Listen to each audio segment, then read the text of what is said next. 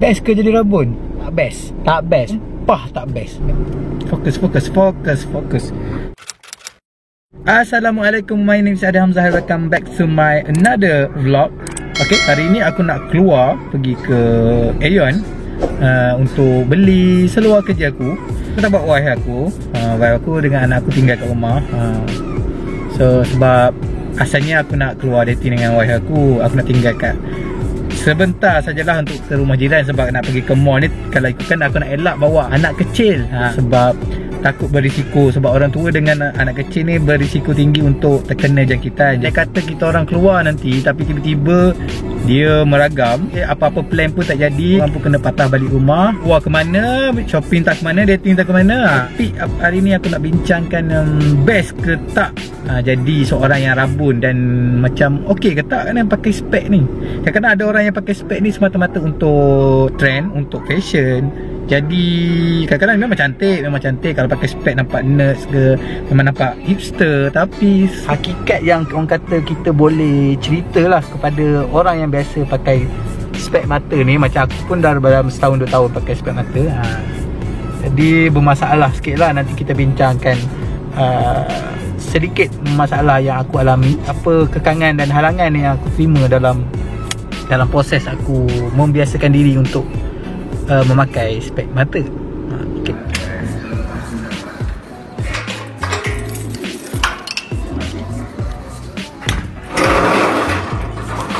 Allah, spek aku best ke jadi rabun? Tak best. Tak best. Pah tak best. Banyak faktor-faktor dia. Macam contohnya, bila aku kat dalam rumah, aku nak keluar, so aku dah lock pintu, aku dah lock sliding, aku dah lock grill. Bila aku dah keluar, aku dah masuk dalam kereta, dah start kereta, kadang-kadang dah gerak dah. Aku dah gerak, dah sampai separuh jalan baru teringat, apa yang pelik Apa yang pelik?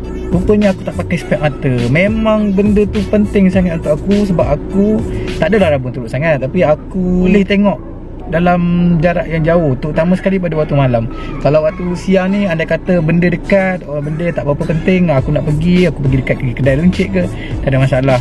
Pergi keluar sikit ke, jauh-jauh sikit ke, tak ada masalah. Tapi kalau waktu malam memang penting, sebab aku tak akan nampak sangat, aku akan jadi silau, akan membahayakan diri aku lah. Itu yang tak best ni, jadi rabun ni.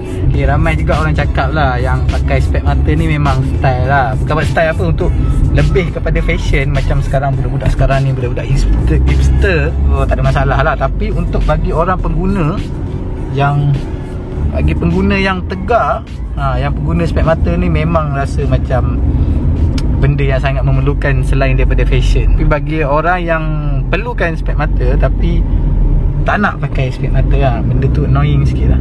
Another reason yang tak bestnya bila pakai spek mata ni, bila kau ni seorang yang sangat-sangat aktif. Kau sangat aktif, bersukan, buat aktiviti luar, hiking ke.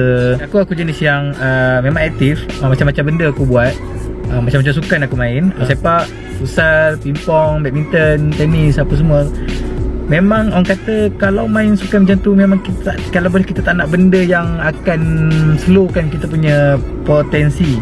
Semacam spek mata, ada orang tu setengah tu kena pakai tali kat belakang spek mata semata-mata nak main, sebab tak nampak bola ke apa. Orang tu kena pakai contact lens, so penjagaan contact lens pula macam terlalu sensitif, so kena jaga contact lens betul-betul. So benda tu aku rasa agak menyusahkan lah. Jadi tu antara sebab yang kenapa aku tak suka pakai spek, sebab aku seorang yang aktif dan aku rasa benda ni annoying.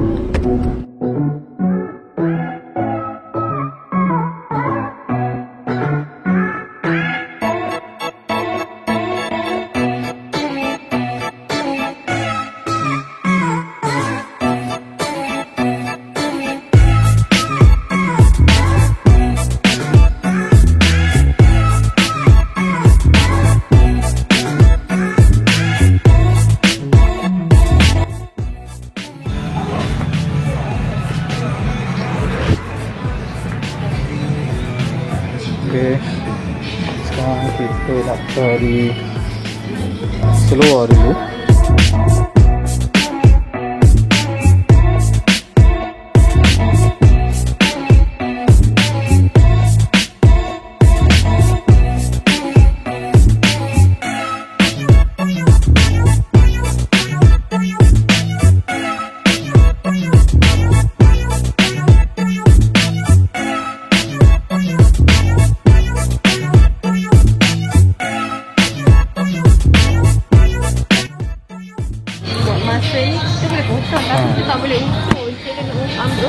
ambil ukuran sendiri, lepas tu boleh datang sini potong ke ataupun macam mana? Boleh datang lah. Terus contoh pun boleh. Oh, andai kata salah saiz pun boleh tukar. Kalau salah saya boleh tukar, tapi kalau sudah order tapi nak tukar tak boleh. Okey. Maknanya selagi tak tukar, tak alter, boleh datang tukar lah. Lepas sekali lah. Untuk yang ni 118 Okay, okay, thank you. Okay, dan beli seluar kerja aku daripada padi ni, konsep. Kat mula-mula tadi aku rasa macam, mula-mula sampai rasa macam malas gila lah nak beratur Aku ingat rasa macam, wish, gila aku nak kena beratur ke baru boleh masuk kat Aeon kan. Rupa-rupanya tak adalah lama sangat, kejap je. Asalkan yang penting korang kena daftar awal-awal My Sejahtera, apps tu My Sejahtera rasanya. Korang kena daftar awal-awal apps tu.